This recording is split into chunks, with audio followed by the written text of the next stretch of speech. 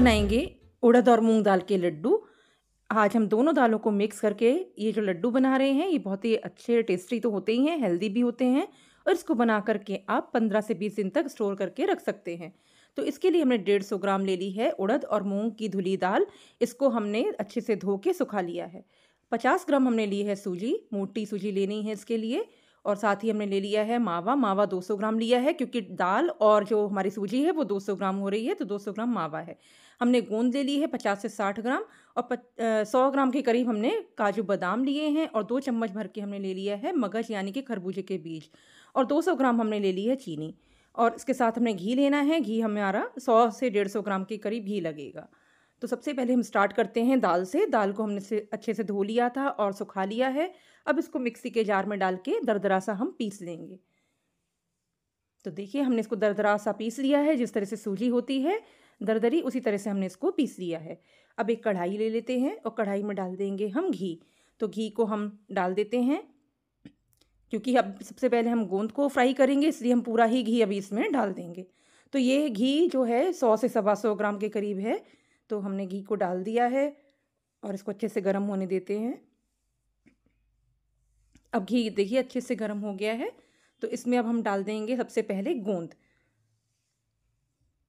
और गोंद को हमें लो से मीडियम फ्लेम पे इस तरह से फुला लेना है, अच्छे से इसको तल लेना है। तो देखिए गोंद हमारी फ्राई हो गई है, इसको निकाल लेते हैं। अब जो बची हुई गोंद है उसको भी हम इसी घी में तल लेंगे। गोंद बहुत ही फ़ायदे की होती है और इस लड्डू में तो गोंद बहुत ही अच्छी लगती है, तो इसको स्किप बिल्कुल मत करिएगा। और गोंद में बहुत ही गुण होते हैं, बहुत सारा इसमें कैल्शियम होता है, हड्डियों के लिए बहुत अच्छी होती है। तो इसको ज़रूर आप डालें। तो देखिए सारी गोंद हमने तल ली है और इस तरह से हमने इसको निकाल लिया है। और इसको हम क्रश भी नहीं करेंगे, इसी तरह से हम इसको लड्डू में डालेंगे।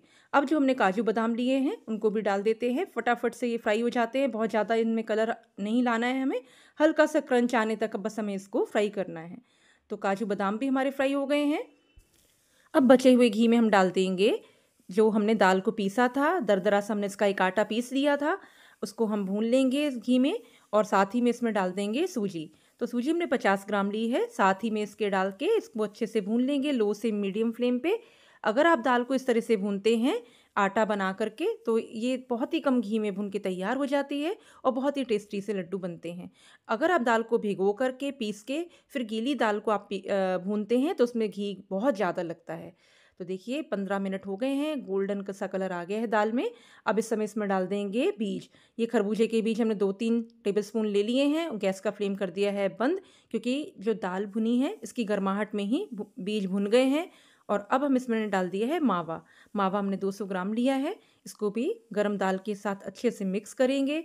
और ये भी मिक्स हो गया है, तो दाल का जो हमारा मिश्रण है वो बनके बिल्कुल तैयार हो गया है। तो इसको अभी हम साइड में रख देते हैं।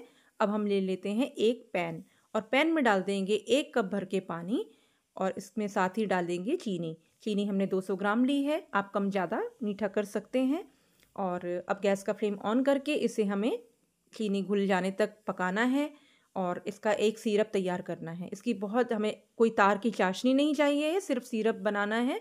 और ये बनके तैयार हो गया है। गैस का फ्लेम हम अब बंद कर देते हैं और गर्मा गर्म जो सिरप है इसको हम दाल के मिश्रण में डाल देंगे और इसको अच्छे से हम मिक्स करेंगे। आप चाहें, अगर आपकी दाल मोटी है तो 1 से आधा या 1 कप पानी आप इसमें और ऐड कर सकते हैं, क्योंकि ये डिपेंड करता है कि आपने दाल को कितना मोटा या बारीक पीसा है। तो अगर मेरी दाल अभी थोड़ी सी मोटी थी तो मैंने आधा कप पानी इसमें और ऐड कर दिया था। अब इसको हमें ढक करके छोड़ देना है 1 घंटे के लिए।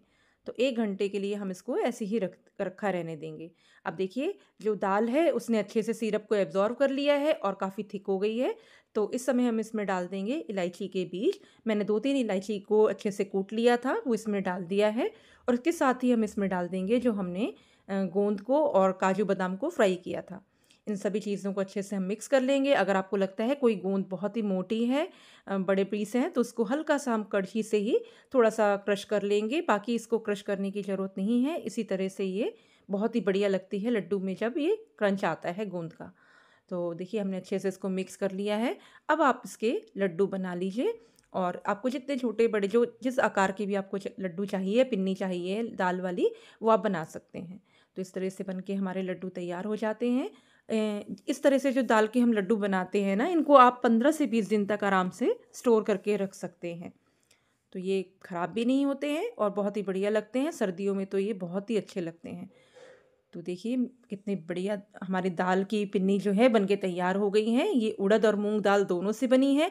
आप चाहें तो केवल एक दाल का भी उपयोग कर सकते हैं। तो मेरी इस रेसिपी से आप भी दाल की पिन्नियाँ ज़रूर बनाइए। आप खाइए, सबको खिलाइए और इन्जॉय कीजिए।